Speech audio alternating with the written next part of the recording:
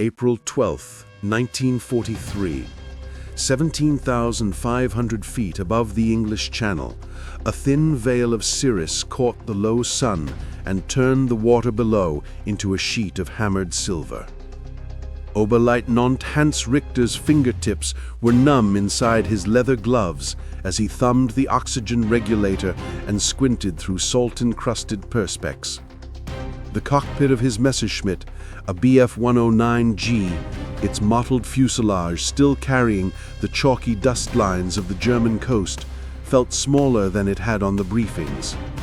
Beside him, the instrument panel was a forest of dials, manifold pressure, oil temp, clock hands that seemed to tick louder than the whine of the engine. Richter's breath fogged the glass, and for a second the world narrowed to the instrument bezel, the throttle lever, and the thin needle of the airspeed indicator. "Davon," Lieutenant Karl Brenner muttered, voice low and precise in the headphones. He pointed with a gloved hand, not to the gray-silver line of sea, but to a speck that did not behave like the dull freighters or the flocks of gulls below. Radar had been the first warning, a bristling note from the fighter control that something was over the channel and not turning for home. Now there it was, a small, bright silhouette, gleaming in the morning light, moving with the cool arrogance of something that knew its own speed. The radio crackled. 9 by JG visual, single, high speed, westbound. The line from headquarters was succinct, emotionally blank. Richter's jaw tightened. He pushed the stick forward, the 109 falling into a shallow dive to close the gap. The wind screamed under the wings, and the ammometer flickered with the engine's hunger. Each increase of throttle brought a tinny metallic response from the nose, the MG-17s and MG-151s rumbling in their housings like caged animals. As they climbed to intercept, the shape resolved, a twin-engined aircraft, slim fuselage, sharply tapered wings. At first Richter thought of a light bomber or a reconnaissance Lysander, but the silhouette was wrong. Its lines were too clean, its nose too long, its canopy area too small. Then the sun struck the tailplane, and the entire fuselage flashed like polished wood. "Wood," Brenner said without humor. "That can't be right." The object did not turn to engage, did not mount into a defensive spiral. It flew as if it belonged there, as if the sky were not enemy, but a workspace. No black crosses, no defensive tracery of flak. Just the smooth, deliberate sweep of twin Merlins, or so their sound suggested, and the steady whir of cameras set deep in its belly. From the wingman's position, Lieutenant Dieter Kohl watched the airframe through his gun sight and tasted disbelief like copper. The Mosquito, the name slipped among them like a rumor, something the intelligence boys muttered, a wooden, fast bomber built by the British, famously light, famously quick. But gossip is one thing. The reality of the thing streaking across the channel and refusing to be engaged was another. The Mosquito's silhouette was deceptively elegant, its wooden skin catching the light like varnished mahogany. For a man who had been trained to measure a target in seconds, Richter felt time lengthen and compress at once. They closed from a mile to 300 yards in less time than it took to curse. Richter lined up the crosshairs. The Mosquito was already a dot. Squeezed. The 109 answered with a sheet of tracer and the sharp concussion of cannon fire. The hit registered, a spray of pine sap and splinters in the air where the British plane had been, or so it seemed. But the dot kept racing ahead, untouched, its speed uncanny. "Pull left," Brenner snapped. They banked, the world tilting, the channel's horizon sliding beneath them. The twin-engine silhouette was slipping away, slipping as if the Messerschmitt's nose had been tied to molasses. Every run they made reduced distance for a heartbeat, and then increased it again. It was as if they were racing a ghost. The Mosquito's engine sang differently than the easily distinguishable howl of a 109's Daimler-Benz. It had a cleaner, higher-pitched note and a steady propeller rhythm that seemed to slice through the air with mechanical elegance. The British plane left no obvious wake of defensive flak to warn of decoys. No escort fighters bunched around it. It was alone, an impossible combination of speed and lightness, and the 109s lacked the acceleration to latch on. Behind them, in the cramped depth of a Luftwaffe briefing room an hour earlier, the intelligence report would have contained phrases like high-speed photographic reconnaissance and possible de Havilland DH-98. Men who had never seen one sketched it with the embarrassed confidence of those who read about exotic animals in far-off books. Now, in the bright, shuddering reality of air combat, Richter's mind sought for doctrine and found none. Between runs, the pilots cursed into their mics and checked their gauges. Oil temps were climbing. The BMW engines of the Focke-Wulfs and the Daimler-Benz inline of the 109 were being milked like sudden thoroughbreds. The Mosquito never wavered. It rode the air like a skater on ice, shedding altitude and building it with indifferent grace. Cameras protruded from its belly like the eye of a hawk, and every few seconds a shutter clicked, small, precise, a sound Richter could almost feel through the aluminum ribs of his own fuselage. The first exchange lasted hardly 10 minutes, but it stretched into something larger in Richter's head, a fractal of motion, speed, and frustration. He could smell cordite and oil, taste the metallic tang of adrenaline, hear the faint whine of instruments that would later be annotated with numbers and circled on reports. For the Luftwaffe aces who watched that wooden shape outrun their Messerschmitts, the shock was not simply tactical, it was existential. The enemy had found a way to turn the materials of the familiar, wood and glue, lowly in the hierarchy of armaments, into a vehicle that refused to be handled by their assumptions. As the Mosquito vanished into the cloud bank toward England, its silhouette a slim cut against the sun, Richter held his stick for a long moment. The chasing lines of his squadron were ragged, breathless. The radio came alive with brittle reports, incredulous commands, and an order to return to base. Down below, the channel glittered and took no notice. The return flight to the French coast felt heavier than the fuel Richter had burned. His Bf-109 wheels thumped onto the hard stand outside Abbeville Airfield, rubber screeching before the aircraft shuddered to a halt. Ground crew rushed forward, but the pilots were already tearing off their oxygen masks, faces pale from altitude and frustration.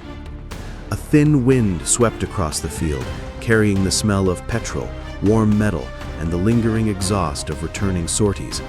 But inside the briefing hut, the air felt stale and too still, a box of smoke, sweat, and silence. Major Erich Wolfram, Gruppenkommandeur of 3 JK-26, stood near the blackboard with a pointer tucked under his arm. His jaw was permanently clenched from years of combat flying, and he regarded the incoming pilots with a stare that could pin a man to his seat. On the table before him lay an array of reports, film canisters, and a crude chalk outline of what the British aircraft was believed to look like. Richter, Brenner, and Cole filed in quickly, boots clacking. Their flight suits still smelled of cold air and burnt cordite. Wolfram scanned their faces and saw the answer before they spoke. "You lost it," he said flatly. Richter exhaled sharply. "Herr Major, it wasn't like anything we faced. The speed." "Speed?" Wolfram cut him off. "You are in a 109G. It is fast. You have altitude. You have advantage. And yet a wooden bomber outruns you." His tone was not disbelief. It was irritation layered over grim recognition. Because Wolfram had heard these reports before, trickling in from the Channel, Belgium, the Netherlands. Whispers of a fast reconnaissance aircraft that came and went like a shadow. but this time the enemy had been seen up close. Cole, usually measured, couldn't contain himself. It wasn't a bomber, sir. At least not one that behaved like one. It flew like a fighter without weapons. No weaving, no defensive pattern. It just left us. A murmur rolled through the room. A few pilots exchanged glances. Others snorted in irritation. Wolfram rapped the chalkboard with the pointer, silencing them. Gentlemen, this is not news, but it is now confirmation. He pulled down a pinned sheet, a grainy photograph captured by a Focke-Wulf pilot weeks earlier. It showed a slender aircraft with smooth lines, a narrow fuselage, and engines housed in long nacelles. De Havilland DH-98 Mosquito, high-speed reconnaissance variant, wooden construction, Rolls-Royce Merlin engines. Believed top speed 380 to 400 miles per hour. Richter felt a knot form in his stomach. The chalkboard's claim wasn't just correct, it matched what he'd witnessed in the sky. It's impossible, Brenner muttered. Wood can't do that. Wolfram raised an eyebrow. Wood, Lieutenant, is lighter than your Messerschmitt, and British industry is not as foolish as our Führer likes to believe. A quiet stretched across the room. Then, Wolfram tapped his finger on the speed estimate. Tactical implication. If it is faster than our fighters, it is untouchable. The words hung heavy. A reconnaissance aircraft that could not be intercepted meant photographs of U-boat pens, supply yards, troop movements, all captured without consequence. Every image delivered safely back to England represented bombs that would soon follow. Wolfram continued, pacing slowly. The Mosquito is becoming a plague. Ground controllers report it crosses the coast at will. Some of you have attempted climbs, dives, cutting angles. It does not matter. He stopped, looking directly at Richter and his wingmen. Tell me exactly how it escaped. Richter gathered himself, recalling the scene in crisp fragments. Sir, it didn't maneuver defensively. It simply increased speed and held course. When we dove, it matched. When we climbed, it gained. Our cannons struck nothing. It was already gone. Cole added, its engines, the sound was different, higher, smoother, no strain. And construction, Brenner said, when the sun hit it, it shone, like lacquered wood. A few pilots chuckled nervously, others frowned, but Wolfram nodded. That aligns with intelligence. Wooden frame, plywood layers, balsa cores. Light, extremely aerodynamic. Built from civilian materials so the British industry can mass produce it without straining metal reserves. He pinned a map to the board. The Channel, Picardy, Normandy, the Belgian coast. Thin lines drawn in red showed suspected Mosquito routes. They flowed like veins. London is using this aircraft to map our entire Western defense system. Someone in the back asked quietly, how do we stop it? Wolfram didn't soften his tone. We do not with what we currently have. Silence again. Even the air seemed to pause. But then he added, however, and the room leaned forward. Berlin is pushing the new Focke-Wulf variants, the A5, A6, and especially the upcoming D-series. High altitude performance, more climb rate. If any aircraft can catch the Mosquito, it will be those. The mention of the D-series sparked murmurs. Rumors had circulated that the Dora was coming, a long-nosed monster with a Umo engine meant to hunt high-altitude threats. Wolfram raised a hand. Until then, you will fly in pairs. You will climb early. You will anticipate its path, and you will not underestimate a wooden aircraft again. Richter nodded slowly. Brenner exhaled. Cole looked at the map and saw lines of red that felt more like wounds. Because the Mosquito was not just fast, it was changing the war in ways the Luftwaffe hadn't been prepared to face. Outside, engines roared to life. Another patrol, another chance, or another failure. But the fear was new. The fear of something almost man-made to be unstoppable. 2 days later, Before sunrise had even warmed the roofs of Abbeville, the airfield trembled beneath the roar of warming engines. Dew clung to the wings of the Messerschmitts like beads of cold glass. Richter pulled his flight gloves tight, the leather stiff from yesterday's sweat. The memory of that wooden lightning bolt, the Mosquito, clung to him more stubbornly than the cold. Brenner walked up beside him, helmet tucked under one arm. Radar picked up something at 0520. High-speed trace, same signature. Richter didn't need to ask what that meant. His stomach answered for him. By 0537, they were airborne. The early morning sky glowed a pale metallic blue. Their 109s climbed in a wide spiral, engines grumbling like awakened beasts. As they ascended through a layer of stratus, a soft, ghostly light filled their cockpits, the kind of light that made everything look unreal. Then the radio hissed. Enemy crossing Dieppe sector, altitude 25,000, heading inland. Richter tightened his grip. The same corridor as before. The Mosquito was running a pattern, refining its recon route like clockwork, or like a taunt. Get there, push throttle, climb for intercept. The formation tightened. Vapor trails streamed behind, white scars against the sky. Instruments buzzed and flickered as they reached thinner air. At 23,000 feet, Brenner broke the silence. There. A single word, no emotion. Richter saw it. A glint at first, then a slender shape slicing through the cold blue, engines humming in perfect synchrony. The Mosquito. It wasn't weaving, it wasn't adjusting. It flew with the same eerie confidence, as if it understood exactly how little the Luftwaffe could do to hinder it. Richter signaled. Attack run, steep dive, cut its path. He shoved the stick forward. The Messerschmitt screamed downward, every rivet vibrating. The wind tore at his flight suit. His teeth rattled. He lined up the crosshairs. The Mosquito still ahead, serene, precise, infuriating. A burst of cannon fire erupted from his wings. Tracers streaked the sky like sparks from a grinder. But the Mosquito simply accelerated. It did not weave, it did not climb, it did not roll. It ran, and its run was faster than his dive. Verdammt, it's climbing, Brenner shouted. Richter blinked sweat from his eyes. The Reconnaissance variant wasn't just fleeing, it was rising, scaling upward with a grace that seemed almost unnatural. Richter pulled up, engine protesting with a metallic groan. The climb rate was brutal. His 109 shuddered, tempted to stall. But the Mosquito? It ascended like it had wings blessed by physics the Germans couldn't understand. Cole, angle left, cut it off, Richter barked. I'm trying, it's still gaining.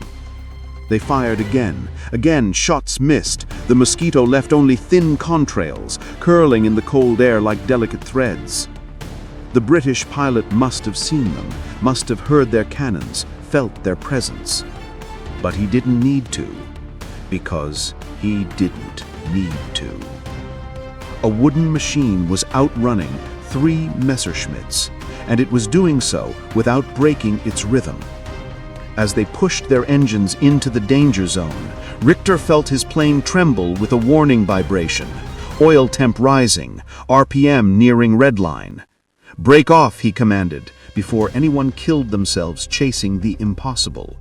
Regroup, regain altitude. They pulled away in wide arcs. Richter watched in exhausted awe as the Mosquito leveled off, then dipped slightly, setting a steady, unstoppable course toward the French countryside. Cameras clicking, shutter blinking like an insect, eye documenting everything below. Brenner whispered, barely audible over the radio. It doesn't even look real. Richter understood. The Mosquito didn't move like a bomber or fighter. It moved like an idea, a concept of speed and minimalism executed with British cunning and quiet arrogance. The sky swallowed it again. Gone, just like before. Ground control crackled in their ears minutes later. Mosquito has crossed outbound, lost from radar. But the pilots didn't need confirmation. They had failed again. And somewhere inside him, Richter felt the creeping dread that this aircraft, this wooden phantom, was about to become the most formidable enemy he had ever faced. When Richter's wheels kissed the runway at Abbeville, the landing was rougher than he intended. His nerves were still frayed from the chase, his muscles stiff with the tension of wrestling a 109 at its absolute limit. The moment he taxied in, ground crew were already running toward the aircraft, not to service it, but to escort the pilots directly to the briefing hut. That was never a good sign. Inside, the room felt even smaller than usual. Major Wolfram stood at the center table, jaw tight, eyes shadowed by exhaustion that discipline could not hide. An orderly handed him a coded dispatch, the red band around the envelope marking it as high priority from Berlin. Wolfram slid the message out, scanned it quickly, then looked up at the pilots with an expression that mixed annoyance, concern, and something approaching disbelief. Headquarters has received confirmation of another Mosquito penetration, this one deeper than the last. Recon photographs were taken over Amiens rail yards, Dieppe docks, and even the Rouen marshalling hub. He tossed a stack of prints onto the table. The images were crisp, high resolution, painfully so. Shadows of locomotives, the fine details of rail switches, supply depots, bunkers, camouflaged flak batteries. Even the anti-aircraft positions, which had been concealed under netting, were captured with clinical precision.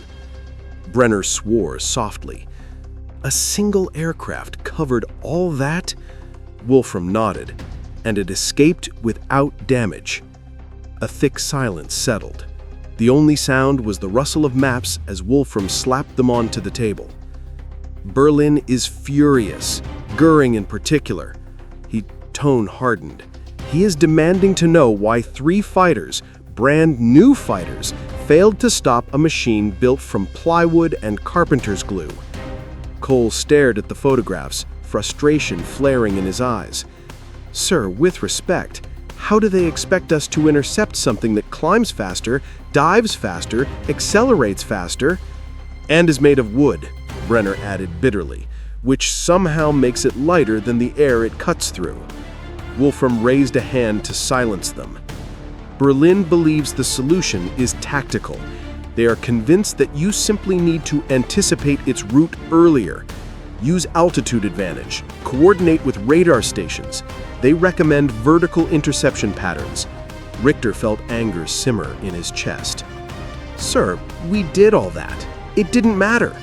The Mosquito outran us while climbing. I've never seen anything like it. Wolfram didn't argue. In fact, he nodded. I know. I have seen the reports from other Gruppen. The story is the same everywhere. He pointed again to the Mosquito silhouette drawn on the board, its lines sharp, clean, almost elegant. That aircraft is rewriting the rules. Then he lowered his voice. And Berlin is embarrassed. The pilots exchanged glances. Embarrassing high command was dangerous. The Luftwaffe was already stretched thin, defending the Reich, escorting bombers, intercepting Allied raids. To admit that a wooden British aircraft was beating their fastest interceptors was unthinkable. Wolfram stepped toward the window, looking out at the flight line where the Messerschmitts sat in a row, sun glinting off their metal skins. What you encountered today was likely an upgraded PR variant, possibly the PR-9, higher ceiling, more powerful Merlins, lightened even further for speed. He tapped the map again. It will return. Richter swallowed. He knew it was true. Berlin might rage, commanders might demand miracles, tactics might shift, but none of that changed the physics. The Mosquito's wooden body gave it a power-to-weight ratio no German fighter could match. It was like chasing a bird with a brick. Cole leaned forward, voice lower. What does Berlin want us to do? Wolfram sighed, a tired human sound rarely heard from a Luftwaffe officer. They want results. They want proof that the Mosquito can be caught. He met their eyes, and they want it soon. The tension in the room thickened. The pilots knew what that meant. More dangerous climbs, more engine red-line chases, more attempts to intercept a ghost that had no reason to fight back. Richter stared at the recon photographs. The shadows, the clarity, the perfect angles. The Mosquito pilot had flown directly over some of the most heavily defended areas in France with absolute confidence. It felt insulting and terrifying. Brenner finally broke the silence. "Sir, what if the Mosquito isn't meant to be intercepted?" Wolfram looked at him sharply. "What are you suggesting, Lieutenant?" Brenner hesitated. "That maybe the British built something we simply don't have an answer for yet." Wolfram didn't reply, because he didn't need to. Everyone in the room knew the truth. Outside, engines started again, another patrol, another attempt to catch a machine built from the simplest materials, yet performing with the grace of something ahead of its time. The Mosquito would come again, and next time, it would not be alone. The next morning arrived with a rare clarity, the kind of cold, glass-smooth air that pilots prayed for and feared in equal measure. Visibility stretched for miles. Every contrail lingered like chalk across a blue slate. Down on the tarmac, the mood was different. Not tense, resolved. Because today, they would try something new. Major Wolfram stood beside a map table near the edge of the airfield, his breath forming pale wisps in the crisp air.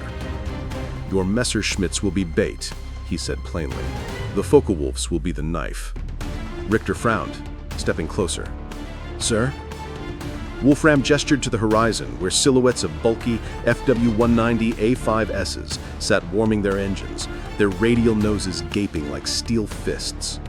"Berlin has ordered reinforcement. They want layered interception. You three will engage first, force the Mosquito to climb." He pointed upward. "The Focke-Wulfs will be waiting at altitude, hidden in the cirrus lair." Brenner exhaled sharply. "We're drawing it in." Wolfram nodded. "Exactly. If the Mosquito bleeds speed while climbing, even for moments, the 190s might have a chance." It wasn't a strategy born of confidence. It was born of desperation. And yet, it might work. By 9:14, the plan was in motion. Richter's 109 hummed beneath him as he climbed steadily, vapor breaking off the wingtips. Beneath the nose, the channel shimmered. His radio buzzed with clipped check-ins from the hidden Focke-Wulf flight above, perched at 28,000 feet, waiting like hawks above the clouds. Higher still, the sky tinted into a deeper blue. Low sun, no wind. Perfect conditions for both ambush and escape. At 9:22, the warning came. Fast trace detected approaching Boulogne. Speed consistent with Mosquito. Altitude 26,000 and climbing. Richter's pulse quickened. There it was again, that wooden phantom returning as if daring them to try. "Form up," he commanded his wingmen. "Remember, force it high." Within minutes, they spotted it. Descending gently from a tuft of clouds gleaming faintly came the unmistakable silhouette, twin engines, narrow fuselage, polished wooden skin catching the morning light like amber. The Mosquito. Even before they closed the distance, Richter could already sense its confidence. It flew perfectly level, its path carved as straight as a drawn line. Cameras flashed in its belly, shutters working rhythmically. "Attack!" he ordered. The Messerschmitts dove. The Mosquito didn't flinch, but it responded. It climbed. Exactly what they needed. "Good," Richter growled into the mic. "Push it! Drive it up!" Shots streaked past the British plane, forcing its pilot to shift slightly, not evasive, just corrective, and angle upward. As the 309s pressed the attack, every burst of cannon fire forced the reconnaissance flyer higher into the thinning air. Cole strained his engine until the gauges flickered red. She's climbing! 27,000! Keep pressure on it, Richter barked. The Mosquito surged forward, engines howling with a clean pitch that sounded like the sky itself being sliced open. It was unbelievably light on its wings, but for the first time, they weren't outrunning them easily. And then, Cole saw it. Above the Mosquito, tucked inside a layered veil of cirrus, lay the trap. Contact overhead! Focke-Wulfs moving in! 4 FW-190A5Ss peeled out of the clouds in unison, their radial engines roaring with a deeper, throatier rumble than the 109s. They dropped like stone falcons, sun flashing off their wings. The Mosquito's pilot must have sensed the danger. For the first time, the wooden aircraft made a defensive choice. A shallow turn, slight, hesitant, not panicked, calculated. Richter saw the moment the British flyer understood. He wasn't dealing with 3 pursuers anymore. He was flying into a cage. The lead Focke-Wulf opened fire first. Thick streams of 20mm tracers arced downward, slicing across the sky like molten meteors. The Mosquito rolled, smooth, elegant, but the heavy radial fighters were fast in their dive, much faster than the Messerschmitts could have been at that altitude. One burst came close enough that Richter saw wooden splinters shear off the Mosquito's port wing. "Hit! It's hit!" Brenner cried. The Mosquito wobbled, only for a heartbeat, before steadying. The British pilot wasn't panicking. He was calculating. More cannons opened up. Focke-Wulf streaked past in deadly angles, trying to bracket the Mosquito into a kill zone. The air trembled with gunfire. Then, it happened. Instead of diving to escape, which would have given the 190s a perfect shot, the Mosquito climbed again, straight toward the thinning atmosphere, straight toward its advantage. "Cole, he's going vertical!" Richter shouted. "That's impossible! The 190s can't follow that climb." But the Mosquito could. It was playing to its strengths: high altitude, low drag, monstrous power-to-weight ratio. Even with a damaged wingtip, the wooden aircraft surged upward, forcing the interceptors into the regime they hated: thin air where radial engines gulped for oxygen and control surfaces became sluggish. The 190s tried to adjust, tried to follow. They couldn't. The Mosquito slipped through them like smoke. A few bursts trailed behind it, but the angles were wrong, the timing rotten. The wooden aircraft simply ascended out of their reach, accelerating with each 100 feet gained. Cole groaned in disbelief. It's getting away again. Brenner slammed his fist against the cockpit frame. "No, not again, not..." But it was happening. The Mosquito leveled off at a height the Germans could no longer chase. It stabilized, engines humming with quiet supremacy. Then, as if to punctuate its victory, it completed a single, graceful bank that caught the sunlight and sent a brief flash across the sky. An almost insulting farewell. Wolfram's ambush had failed. And now they understood. Even steel could not trap a ghost made of wood.